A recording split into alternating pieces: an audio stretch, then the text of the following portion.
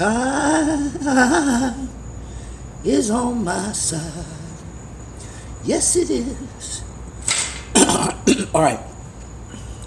I really don't know how I could possibly get through a lecture quickly when it's about infectious disease and what I can tell you. A little preamble. It's really hard, I think, for people that haven't actually taught at the graduate level and undergraduate level in colleges to understand how frustrating being a university professor is in this day and age, and how hard you have to work if you really want to teach them something. Sometimes you gotta almost hit them over the head with a baseball bat. And I thought about that, and I decided, it's time for me to hit everybody over the head with a baseball bat, because this whole infectious disease thing is so damn disturbing to me that people are such idiots. So, I'm going to quickly go through some items that I hope teach you something about infectious disease. And the first and foremost thing that I would want to bring to your attention is an age-old practice called the spittle.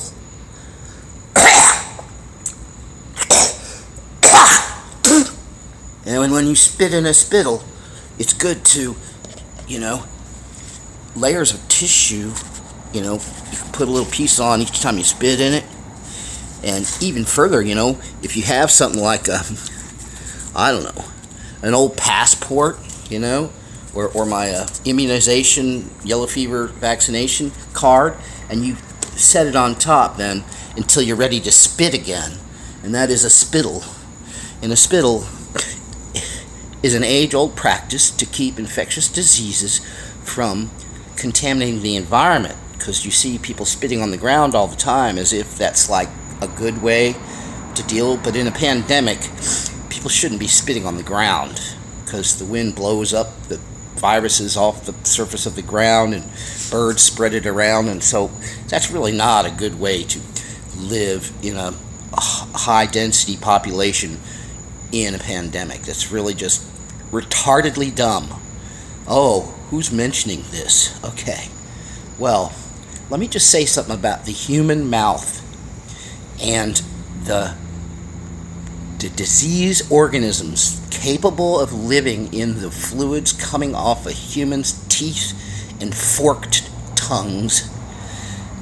I could, without researching it, by the way, I could pretty much tell you there's only two other animals on planet Earth that come even close to the number of diseases carried by humans. That is the Komodo dragon and the monitor lizard. I think they're the only two that might have more germs in their mouth than a human. Not dogs, not cats, though I consider cats pretty dirty. Nope, humans hands down win as the all-out most gross animal on the planet when it comes to harboring diseases. So now we have a population of half-diseased people all the time anyway, and they got no clue on how to properly treat themselves. They're so dependent on a healthcare system. Okay, well look, start with types of diseases. Again, I'm on bicycle and I'm carrying things like yellow sulfur powder. Why has John got yellow sulfur powder? Because if you put a circle around yourself, it eliminates fleas and ticks, and they carry all kinds of diseases. So sulfur powder is a powerful thing. It's cheap. You just go to the Feed and Seed and buy a 8-pound bag for $5. It'll last you 10 years. That's just stupid. Now, the other thing is everybody, is handing me, they're all concerned and they keep handing me things like this, What is it? A wet one. Wet wipe. That's fine and dandy, a wet wipe, okay? But I don't need to buy wet wipes. This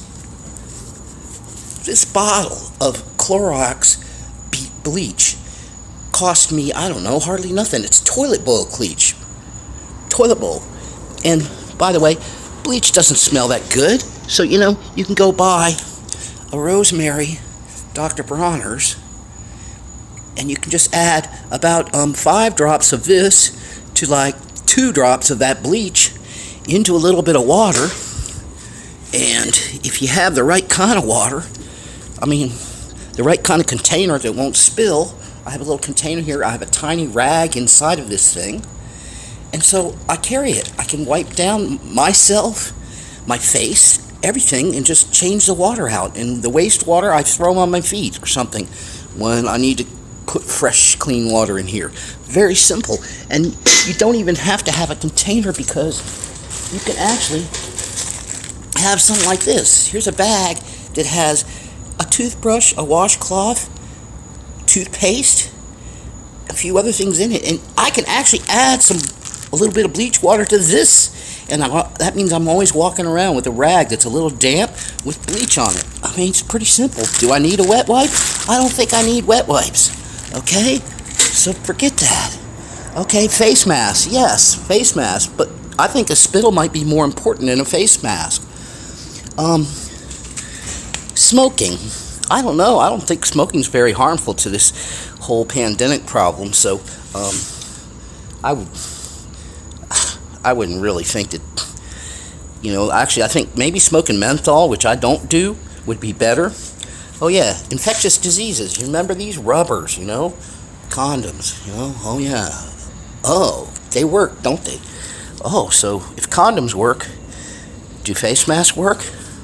Good question. All right. Nutrition. I'm drinking right now a tea. Where's a good light? There's not much light here. Oh, let me try this table. Yeah, you can't really see, but I'm drinking a tea, and the tea that's in there, cold tea called Stash, it's full of a lot of roots and things that have really good germ killing abilities, and I put a little turmeric on top. Okay, and then I'm on bicycle, but here we are. Can we see this? Garlic, ginger, turmeric, raw. I don't know if I can't really see the camera point. So, and furthermore, I have a bag of essential medicine. In here we have some mustard and castor bean oil. Oh yeah, Tic Tacs. Eating mints in your mouth all the time. Very smart. Gee, I wonder where they learned that. Ancient times, ancient pandemics. This is for winemaking. It is a disinfectant. It's metabisulfite. I don't recommend eating it. Okay, some turmeric. Sorry. This is nutmeg. And here's some turmeric powder. Okay. So I'm trying to think of that. I think that concludes everything I wanted to try to get through in this lecture. Let me see. Yeah? Okay, yeah, cool. Okay, stupid people. The one thing I can say is if you're in denial of this pandemic, well, guess what? Get yourself